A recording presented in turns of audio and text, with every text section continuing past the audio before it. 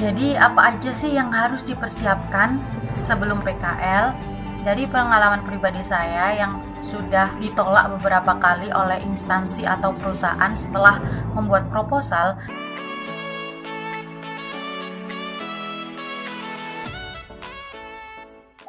Pertanyaan pertama, apa saja yang perlu disiapkan untuk PKL? Ada beberapa hal yang perlu kita persiapkan. Yang pertama adalah kelompok. Pilihlah kelompok dengan anggota atau dengan teman-teman yang kita dapat berkoordinasi dan bekerja sama dengan baik bersama mereka. Karena kegiatan PKL ini kan kita lakukan secara kelompok ya. Jadi mau tidak mau kita harus bekerja sama dan berkoordinasi dengan anggota kelompok kita selama pelaksanaan PKL. Jadi misal nanti ada suatu masalah, kita dapat menyelesaikannya bersama-sama dengan baik. Kita tidak kebingungan begitu. Dan yang kedua adalah pemilihan tempat PKL. Juga perbanyak info mengenai tempat PKL tersebut. Pertimbangkanlah dari segala aspek dalam pemilihannya. Dari spesifikasi bidang tempat PKL, misal bergerak di bidang apa, sistemnya seperti apa. Kalau untuk kami di Sukovindo ini kan bergerak di bidang inspeksi dan pengujian. Lalu, syarat-syarat untuk dapat melaksanakan PKL di instansi atau perusahaan tersebut itu apa saja? Kita harus tahu dan kita harus melengkapinya gitu. Kemudian cari tahu juga kemudahan akses tempat dan transportasinya beserta tempat tinggal kita selama PKL untuk kelancaran PKL kita, serta pertimbangan-pertimbangan lain. Jangan lupa juga untuk tentukan tanggal yang sesuai. Kadang di suatu perusahaan itu ada yang hanya menerima PKL yang dimulai pada tanggal tertentu, misal dimulai tanggal 1 atau dimulai tanggal sekian. Nah, sesuaikan dengan jangka waktu libur semester agar nanti tidak berbenturan dengan jadwal masuk waktu kuliah. Hal selanjutnya yang harus dipersiapkan sebelum PKL adalah pemahaman tentang materi yang sekiranya nanti akan dipakai di tempat PKL. Ketika kita dinyatakan diterima dan diberitahu spesifikasi bidang tempat kita nanti PKL, maka pelajarilah materinya. Seperti kami di Sukovindo ini kan diterima di mineral dan batubara. Nah, kita bisa mempelajari materinya melalui mata kuliah pilihan yang sesuai, yaitu mineralogi. Atau kita juga bisa mencari tahu dengan membaca-baca jurnal atau literatur lain tentang mineral dan batubara. Nah, misal kita diterima di bidang air bersih dan air minum, jadi kita minimal harus mempelajari, membaca-baca jurnal dan literatur tentang kualitas atau syarat mutu air bersih dan air minum. Jadi ketika nanti kita masuk ke tempat PKL itu kita tidak kosongan, kita ada bekal materi walaupun sedikit untuk kesiapan PKL nanti. Hal terakhir yang harus disiapkan sebelum PKL adalah kesiapan mental kita. Kita harus mempersiapkan diri untuk beradaptasi dengan lingkungan PKL, dengan lingkungan kerja. Di mana sesungguhnya lingkungan kerja dengan lingkungan kuliah itu kan sangat berbeda. Di lingkungan kerja kita dituntut untuk bekerja cepat, tanggap, akurat gitu. Harus tek tapi tetap benar. Karena kita bertanggung jawab dengan mutu perusahaan, bertanggung jawab dengan kepuasan konsumen, kepuasan klien. Kita tidak bisa asal kerja aja. Selain itu, kita juga harus siap untuk berkutat dengan deadline. Ketika nanti ada banyak permintaan, ketika nanti ada banyak sampel yang masuk, kita harus siap untuk melakukannya dari jam sekian hingga jam sekian. Semuanya harus selesai. Tentunya dengan mutu kerja yang tidak berubah atau tidak menurun. Kita juga harus mampu untuk membangun relasi antar rekan kerja, baik dengan teman sekelompok kita atau dengan senior kita di tempat PKL itu.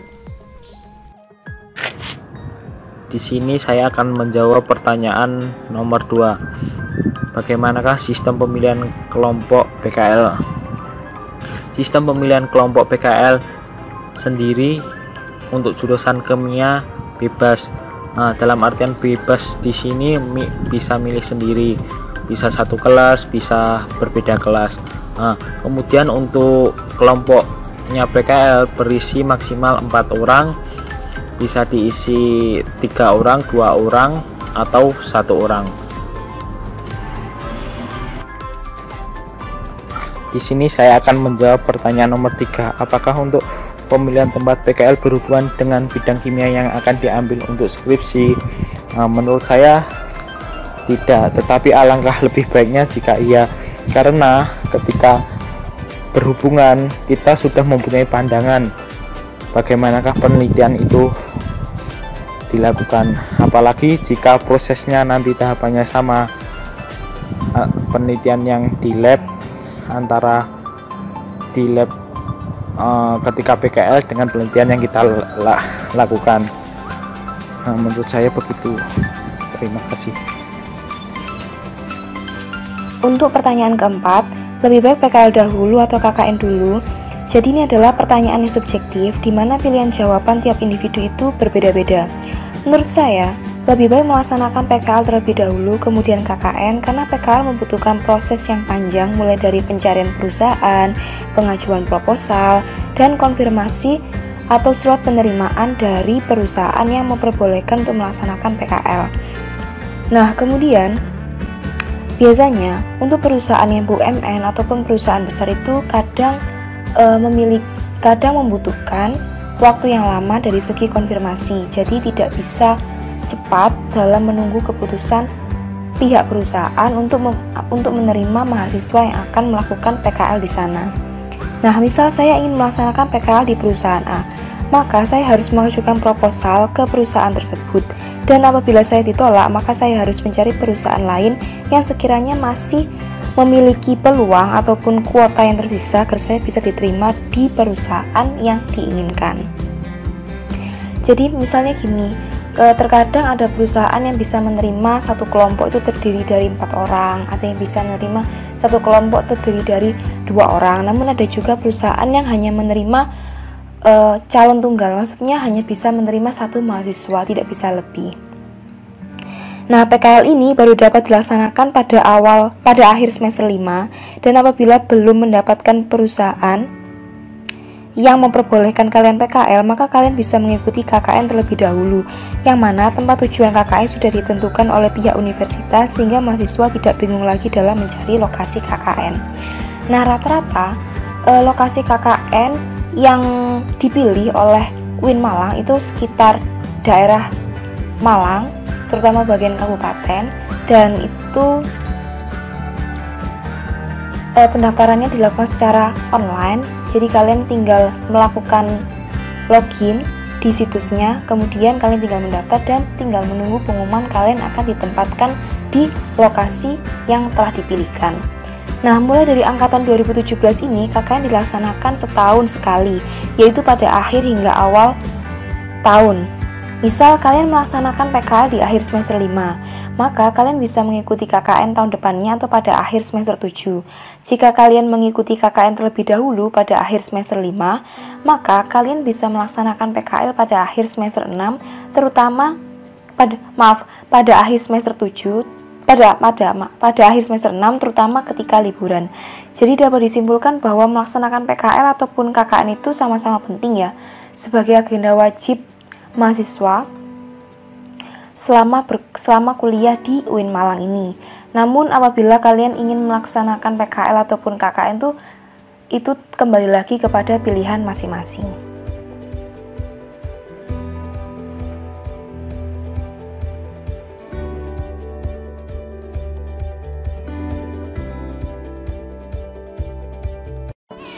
Assalamualaikum warahmatullahi wabarakatuh. Saya Rifadin Fitroni dari Kimia Angkatan 2017. Baik, di sini saya akan sedikit menjawab terkait pertanyaan di mana pertanyaan itu ada pilihannya terkait KKN dengan PKL. Jadi untuk pilihan yang manakah yang harus didahulukan terkait PKL atau KKN? Untuk menurut pandangan saya, dengan persiapan yang lebih lama, saya memilih untuk persiapan pendaftaran PKL terlebih dahulu. Jadi dua kegiatan ini pada dasarnya berbeda. Untuk PKL sendiri kita untuk kegiatannya akan belajar tentang dunia kerja. Jadi kita ke perusahaan-perusahaan untuk merekam semua ilmu kimia yang kita dapat. Jadi untuk yang KKN itu lebih ke pengabdian ke para mahasiswa dalam bermasyarakat sosial gitu. Nah, kenapa kok harus persiapan pendaftaran PKL terlebih dahulu atau milih daftar PKL terlebih dahulu? Karena dibutuhkan, poin pertama, dibutuhkan waktu yang cukup lama atau mungkin lebih lama daripada pendaftaran KKN. Soalnya pertama mungkin persiapan mencari informasi terkait perusahaan, kemudian mencari informasi terkait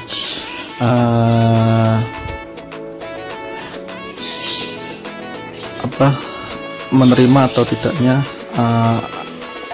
teman-teman mahasiswa untuk PKL, kemudian mempersiapkan proposal untuk pengajuan PKL, menyiapkan surat-suratnya, terus kemudian kita menunggu konfirmasi. Soalnya PKL pun perusahaan butuh waktu, seenggaknya biasanya H-6 bulan sebelum waktu HPKL, atau mungkin H-3 bulan, atau mungkin H-1 bulan. Jadi mungkin pertimbangan pertama itu mempersiapkan waktu yang cukup lama untuk proses pendaftaran PKL. Jadi sembari kita menunggu waktu, mungkin dalam kisaran bulan kuliah Agustus, kemudian untuk hari H Desember kita harus persiapkan jauh-jauh hari. Setelah kita mendaftar PKL dan menunggu kabar, maka kita persiapkan untuk tujuan-tujuan selanjutnya ketika kita ditolak di perusahaan tersebut. Nah, untuk KKN sendiri, mungkin setelah kita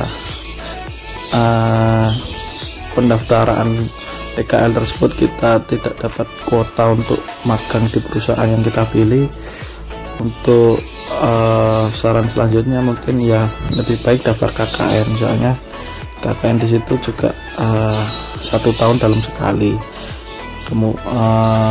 Merasa rugi ya kalau kemudian bulan Desember itu, maksudnya untuk kegiatan yang harusnya ada KKN atau PKL itu kita kosongkan, kita tidak mengikuti apa-apa.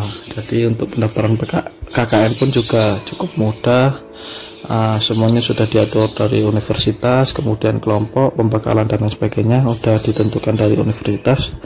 Kita juga cuma siapkan mungkin kegiatan-kegiatan atau mungkin program kerja untuk kita pengabdian di masyarakat.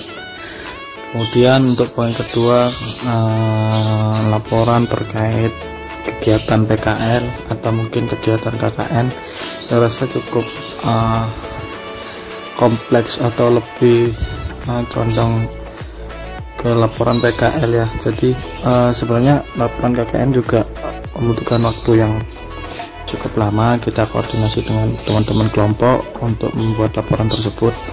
Tapi untuk laporan PKL juga untuk jurusan kimia sendiri lebih condong ke semi penelitian lah, mini riset. Jadi kemungkinan ketika kita melakukan sebuah praktek di perusahaan tersebut, alangkah baiknya kita mencari sebuah misal kita, contoh saya di lab mineral dan batu bara di PT Skovindo. Nah, kemudian di situ kita mencari untuk topik dan tema laporan tersebut, mungkin dari seperti analisis batu bara, kemudian bagaimana cara analisis batu bara, terus kemudian bagaimana preparasi batu bara, bagaimana hasil analisis batu bara, kemudian dan lain-lain. Nah, ya mungkin itu sedikit gambaran. Jadi menurut saya juga dibutuhkan waktu yang cukup lama untuk mempersiapkan pembuatan atau pengerjaan laporan tersebut. Kemudian ya mungkin menurut pandangan saya itu kurang lebihnya mohon maaf. kita terkait pilihan PKL atau KKN. Teman-teman yang nantinya akan memilih, monggo dipertimbangkan baik-baik dan dipersiapkan baik-baik. Jadi apa aja sih yang harus dipersiapkan sebelum PKL?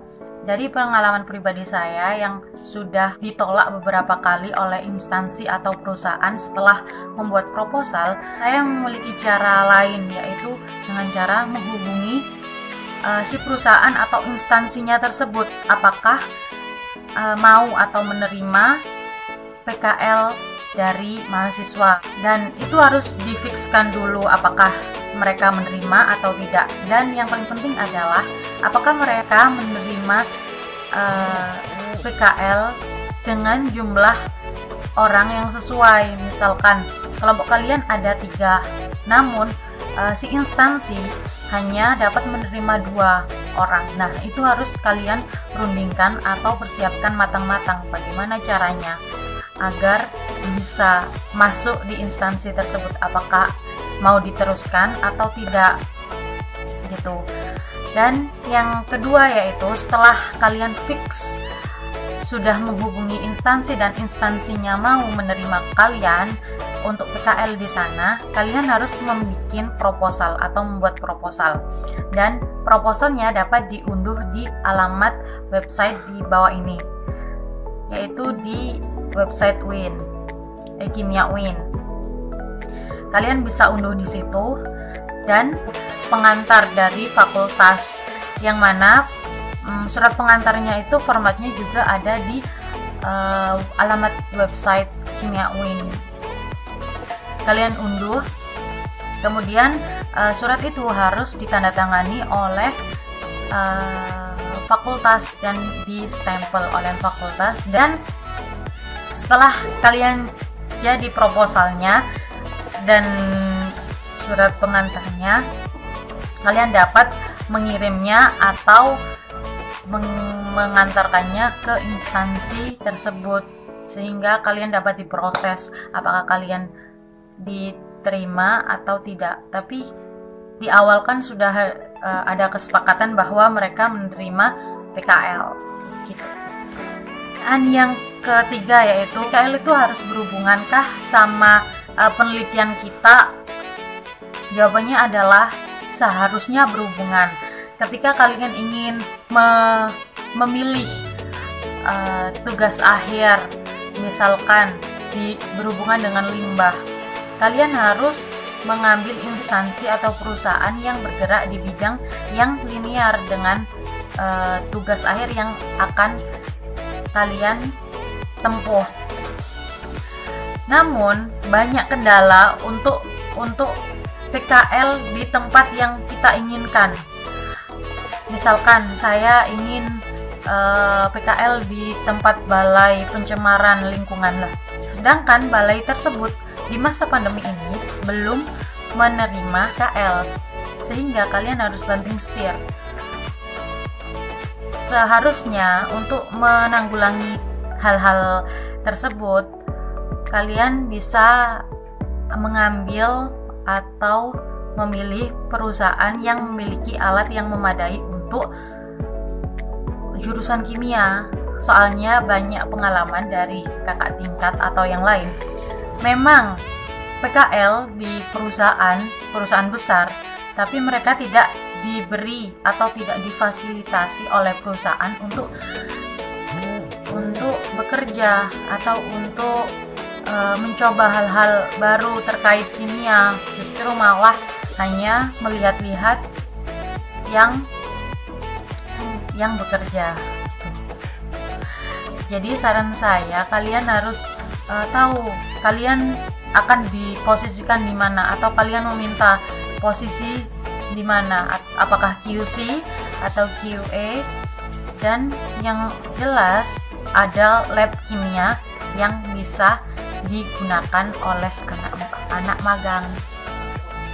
Sekian penjelasan dari kelompok saya tentang PKL. Semoga adik-adik dapat tercerahkan atau video ini dapat menjawab keresahan adik-adik dalam memilih atau gimana sih caranya PKL.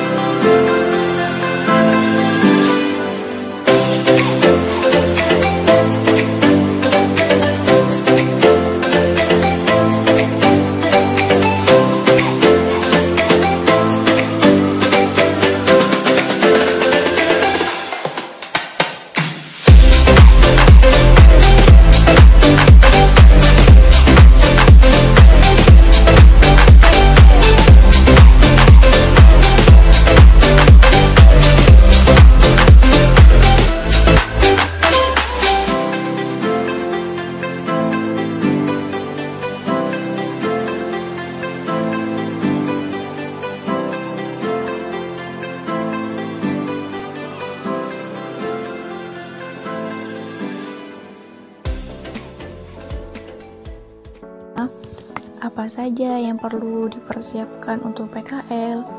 Pertama, menurut saya mengikuti seminar PKL terlebih dahulu agar kita tahu alur pelaksanaan PKL itu bagaimana. Setelah itu, kita bisa browsing tempat PKL yang diinginkan dan bisa menentukannya sendiri. Setelah kita tentukan, maka kita bisa mengajukan proposal, menyusun proposal sesuai dengan arahan dari fakultas.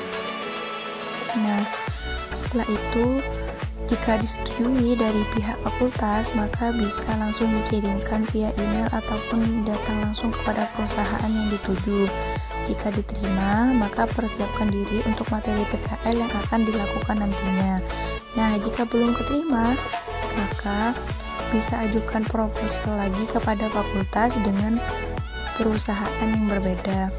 Untuk kelompok PKL bisa milih sendiri. Maksimal itu 4 orang dan minimal 1 orang. Pertanyaan selanjutnya, apakah bisa disesuaikan untuk PKL dengan bidang kimia selanjutnya akan dipilih? Kalau bisa disesuaikan, bisa sebenarnya, tergantung kita milih perusahaan atau PT mana yang kita ambil dan benar-benar kita ingin skripsinya seperti apa, kita mengerti terlebih dahulu. Biasanya bisa sih disamain, tapi terkadang beda karena suatu perusahaan kadang minta judul yang seperti ini, dan sedangkan skripsi nanti kan kita tidak tahu setelah PKL itu mau ambil skripsi penjurusan apa. Biasanya sih kadang PKL-nya anorganik sedangkan skripsinya biokimia, itu sering terjadi, tapi itu biasa, menantang lah ya. Nah, untuk KKN atau PKL dulu, menurut saya sendiri sih kita tergantung kitanya mau PKL atau KKN dulu. Nanti ketika pendaftaran, sebaiknya kita mencari peluang paling besar diterima di PKL ataupun KKN. Kalau di jurusan kimia biasanya disarankan untuk PKL terlebih dahulu karena biasanya penerimaan dari perusahaan itu tidak tentu, jadi butuh waktu yang lama. Sedangkan kalau KKN biasanya kan ditentukan oleh universitas, jadi kita bisa mengikuti secara bersamaan. Untuk lebih KKN atau PKL dulu sediterimanya sih, yang penting sama-sama didaftarkan mana peluang yang paling besar terlebih dahulu, kesempatan yang paling bisa diambil waktu kalian mau PKL ataupun KKN. Seperti itu sih menurut saya. Di sini saya akan menjawab pertanyaan dari adik-adik semuanya. Di sini ada pertanyaan, biasanya PKL itu kelompoknya milih sendiri atau gimana? Kebanyakan milih sendiri sih. Jadi untuk kelompok PKL itu kita bisa milih sendiri. Maksimal itu satu kelompok itu 4 orang, tapi kebanyakan pasti kadang cuma 3 anak, 2 anak. Tergantung sih kalian pengen gimana, soalnya kan nanti juga laporannya juga individu sih, sekarang udah nggak ada laporan kelompok ya yang untuk tahun 2020, jadi laporannya individu. Tapi kalau untuk saya sendiri, saya sendiri sih sebenarnya, jangan berkelompok karena ada suatu hal, maka saya sendiri. Lanjut nih ke pertanyaan selanjutnya. PKL itu biasanya apa sih yang harus dipersiapkan? Jadi kalau kamu ingin PKL, kamu yang pertama harus nyiapin proposal, harus punya gandengan, punya teman maksudnya, teman sekelompok. Terus habis itu kamu ngajuin deh ke perusahaan yang kamu pingin. Kalau udah dapat, kita lihat perusahaannya itu apa.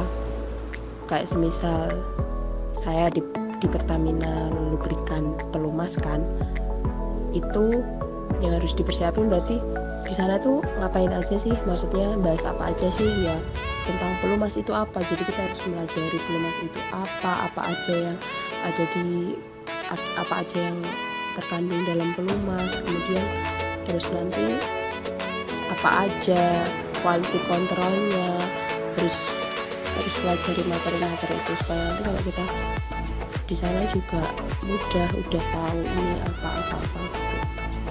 Jadi kalau kamu ingin nyelarasin antara PKL kamu sama skripsi kamu juga bisa, tapi terkadang itu semua tidak sejalan yang kita pikirkan.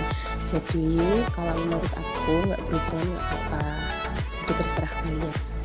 Pasti kalian juga pada bingung ya, mau PKL dulu apa KKN dulu.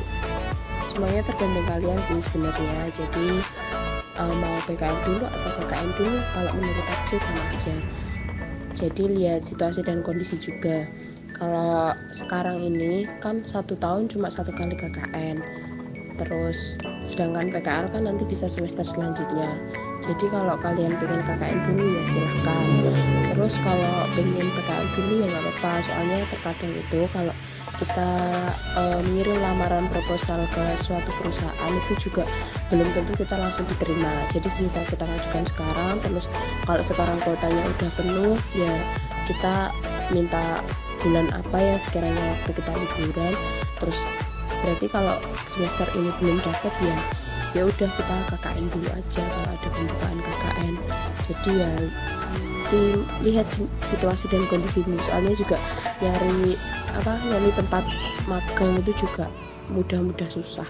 Apa aja sih Kak yang perlu dipersiapkan untuk PKL? Jadi hal-hal yang perlu dipersiapkan untuk PKL itu yang pasti kita harus mencari perusahaan untuk tempat PKL kita. Jadi kita harus buat proposal, kemudian minta surat rekomendasi dari jurusan, kemudian kita sendiri yang mengirim ke perusahaan tersebut. Untuk pengirimannya bisa kita yang langsung ke sana atau bisa dikirim lewat kantor pos.